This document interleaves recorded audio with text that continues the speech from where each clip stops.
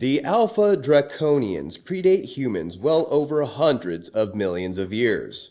They are sapient reptoids who were seeded here by another unknown and vastly superior reptilian who are loosely identified as the Tiamatians.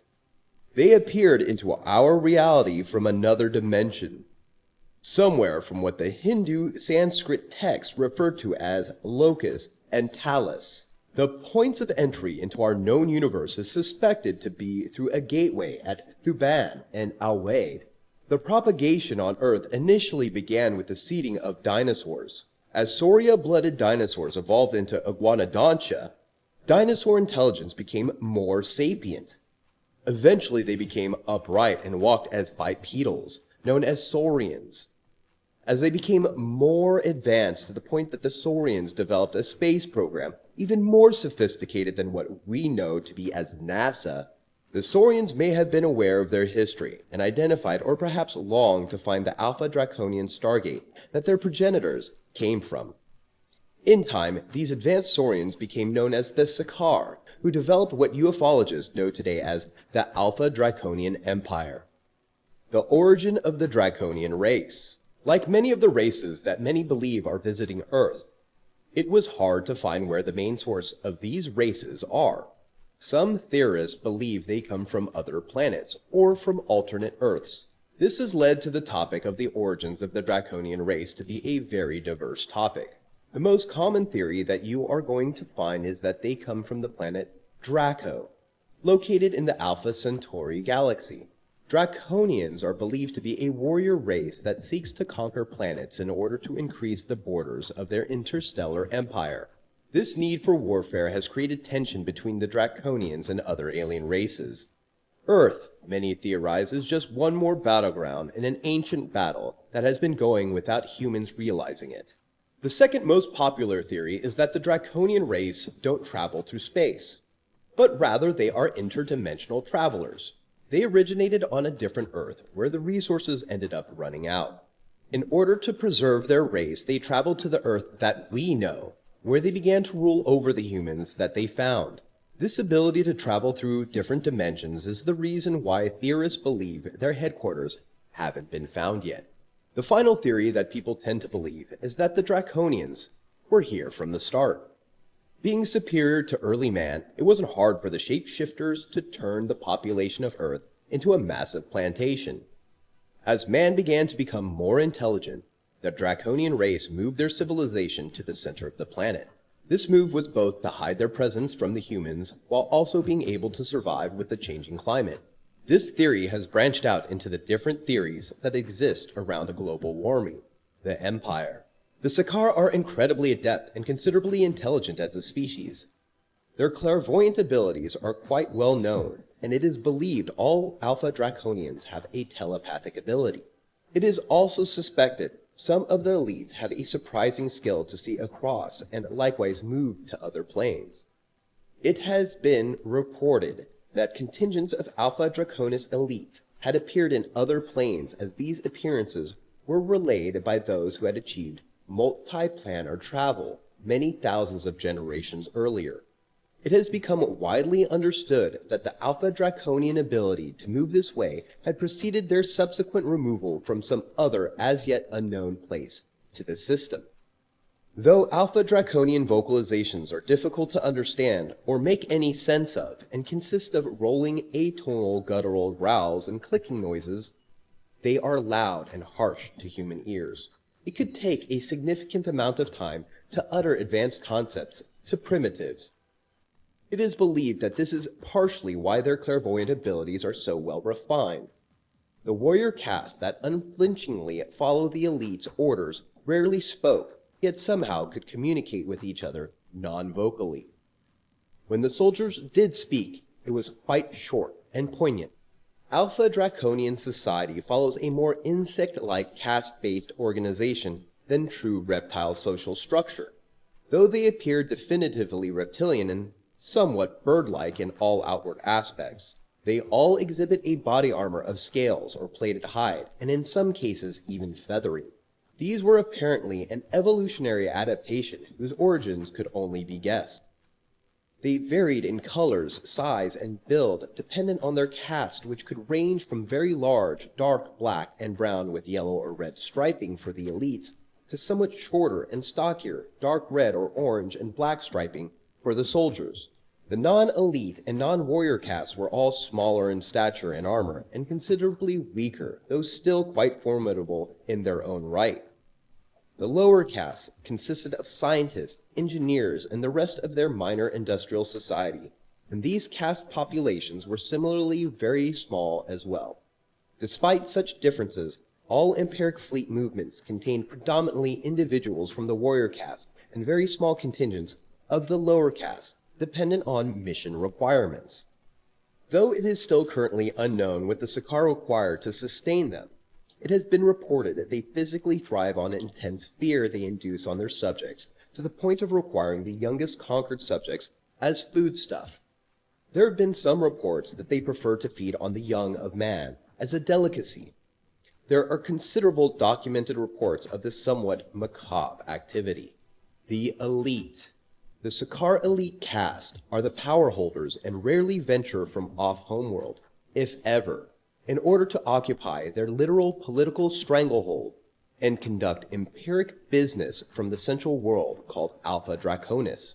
This form of rule has held the empire together without question or internal contradiction, and throughout the compounded epochs, no evolution from this form has been either attempted or even so much as hinted at. Due to the rarity of off-world sightings of the elites, it has been said that only descriptions or images of them have actually been seen, as by and large only the warriors and other lower caste Alpha-Draconians have been observed out in the general community. What descriptions have been advanced commonly refer to large leathery wings or exaggerated portions of vestigial wings. The ruling caste individuals have the appearance of notable age and wear, and their temperament is said to be utterly devoid of empathy or patience. They are obviously and considerably larger than the rest of the caste, and their physical and mental power is suggested as quite substantial. If anyone were, for some odd reason, to actually come to unprepared contact with an Alpha-Draconis elite, it has been suggested this would be a very bad thing. Colonization. As a species, all Sakaar are extremely tough and adaptable to practically any environment and even the most difficult of conditions, regardless of atmosphere, surface extremes, or even light. They do prefer the subsurface environment for both their own low light sources and consistent temperatures. In most all cases, Alpha-Draconian colonies and outposts are set up within such a subsurface construct, and they only access the surface when required. It is this reason that the difficulty of eradicating them from their foothold restricts such action. It has been suggested that some of their military stations are actually built within large asteroids, or small dead planetoids, both throughout the Empire and remotely.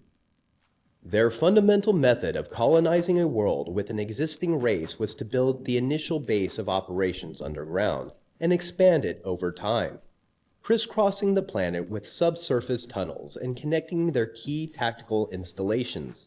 Their tunneling technology is reported to be considerably advanced and can complete very long distances regardless of strata conditions in quite a short time. During the early periods of this work, a centralized political power is arranged with certain groups of individuals on the surface within a similar, multi-layered caste hierarchy structure utilized by the Alpha-Draconians, and these surface inhabitants were given absolute power, though in fact this was an illusion, as the Sakaar ultimately ruled. In most all cases, this would prove to be an unsettling peace, without a single shot being fired, simply by the excessive technology wielded. If any arbitrary case of global opposition appeared, the work underground would simply increase and the teas of advanced technology would be withheld. This would leave the surface inhabitants to remain at their former status quo, and on the Empire would grow, and grow it has. Imperial. Alpha-Draconians are empiric in nature, sinister in motivation, and aggressive by character. It was thought they potentially threatened the stability of the entire galaxy because of these very tendencies. Though the empire only grew in very short spurts, they continued to drive on gradually, consistently, and without interruption. It is not truly known if they were ever really confronted during the tens of thousands of millennia up to this point due to the nature of their willingness to wield vast technologically advanced military resources in overwhelming fashion at even the slightest irritation. It has thus become generally accepted that rather than test the water, it was best to stay out of it. They were generally avoided as long as they didn't overtly intrude on previously controlled or managed space. Their movements and activities appear to be quite broad as they consistently moved into nearby inhabited systems, especially those of lesser evolved races, and immediate control would ensue. Once this occurred, the Alpha-Draconian Empire would not and apparently could not be forced to release its hold. The Empire is vast and stretches from the Cygnus Arm to the Perseus Arm and up to the origins of the Orion Arm. Though their population is considerably smaller in size than one would expect for such an old society, nonetheless, their foothold and realm of influence is solid and particularly avoided. All colonized systems and outposts within this range are very closely managed. An intrusion into large empire space, accidental or not, is ill-advised. Long-term stagnation of the empire also motivated them to spread throughout both further new systems as well as what can only be referred to as unknowns. Otherwise, no intervention or intercession by the other races is known to have been attempted, yet a guarded eye was always maintained. It wasn't until the Alpha-Draconian Empire reached the borders of neutral space that the scale of outside attention increased. Empire borders and neutral zones had been well defined for literally eons. Even the similarly advanced Duo race had relinquished territory to the Empire solely for peacekeeping purposes and other as yet unknown agreements. This is known already. It is not known if there was ever any confrontation between the Empire and the Duo. Even though this culture was relatively technologically as advanced as the Empire, so alleviation of any hostilities was agreed upon between both cultures. The Sakaar also revealed a prolonged and vicious willingness to thrive, such that the Duo abdicated for intellectual reasons of survival, and their participation will reach fruition somewhat later. The relative abstinence of both committing to all-out warfare seems to have been relinquished due to nothing politically motivated, but related to cultural adaptation. The Duo perception of superiority over the Alpha-Draconian Empire, and yet reticence to utilize it, proved an unwillingness to confront militarily, which defined the long-term and disconcerting relationship between both cultures. The Lyrian Wars. The Lyrian War with man circa 280 million years ago. The Alpha-Draconian Empire invaded the initial Lyrian systems for what can only be assumed as their fear of the Talman's ongoing expansions that might one day threaten the Empire, or for simple resources. Yet to this day, it is not really known if these were even the reasons. Whatever the actual case behind it initially, the time frame was very quick, and the first interstellar confrontation between two technologically adept races had begun. Very simply referred to as an outright shooting war, and it began directly from Alpha Draconis. Massive Sakaar fleets attacked the Lyrian system colonies with advanced and competent ferocity. At the time, the Talman tribal colonies were not as well equipped for warfare on this scale. It is not known whether or not a call for aid to the general community was made, or if any ever occurred. As more and more empiric fleets entered these systems, it became obvious that these colonies were in danger of annihilation.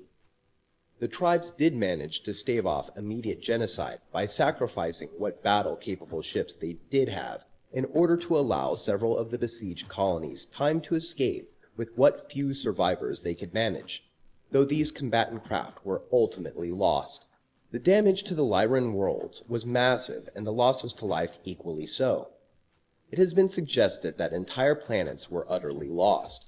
outgunned by the vastly superior Alpha-Draconian armadas, the targeted colonials were forced to ultimately flee to the safer outlying settlement homeworlds in the further reaches of Lyra away from the conflict. Some ultimately continued on to other colonies in the far-flung systems outside of Lyra. Some even returned to Syrian Asker. Note, it is also believed a tribe who left for Merzim from Lyra were accompanied by a fleet from Alpha-Draconis as either an escort or effectively as prisoners, since there appears to be somewhat of an operative connection between a surviving Syrian Merzim Talman tribe and an Alpha-Draconian population, also located in the system. Questions regarding the nature of this relationship are obvious. Once the hostilities had eventually subsided, it is not known whether any portions of the tribes remained on these devastated worlds, or if Alpha-Draconian outposts were established. In essence, the war was over nearly as quickly as it started. It is believed, due to the relative brevity of the confrontation, that there must have been severe damage to the Sekhar fleets, or man's further colonial destruction would have been guaranteed. Alpha-Draconis may have technically won the war to this point, but the physical losses of attrition to the Empire proved to be more than they had expected, as now they had to reconsider maintaining the Empire with diminished numbers. In an attempt to quickly recoup the fleet, a very small portion of the Armada positioned itself in the border between Lyra and the Empire, and the remainder returned to Alpha-Draconian shipyards to refit and rebuild. Also at this time, there was the clear waning of the Sekhar from their reproductive gap. This led to fears that many of them would eventually perish from simple longevity. Though the numbers of the warrior caste was still relatively vast, their total generational life cycle appears to be extremely close to some minor form of entropy as well. Since the apparent losses incurred during the war with man, Alpha-Draconis immediately set out on a mission to rebuild their reduced numbers. It was decided that attempts should be made to increase their population by scientific hybridization in order to both defend as well as wage any further challenges to the Empire. Why they are here. They claim to have originated on Earth thousands of years ago, a fact that they use this to justify their attempt to retake the Earth for their own. Reptilians from Alpha-Draconis, the Dracos, are in command of the Earth-based Reptilians. Earth-based Reptilians are in turn in command of the Tall Greys, who are in command of the Short Greys. Apparently, a major part of a planned invasion, which is eventually turning from covert infiltration mode to overt invasion mode as the window of opportunity slowly begins to close. They are attempting to keep the window open by suppressing advanced technology from the masses, which would lead to eventual Terran colonization of other planets by Earth, and an eventual solution to the population, pollution, food, and other environmental problems. If you enjoy this video and want to see more like it, please consider subscribing to us and hitting the like button. Feel free to write a comment below and suggest which theory you want to see next. If you'd like to further support this channel, please consider joining. Our membership link will be found in the description box below. We appreciate your support, and as always, thanks for watching.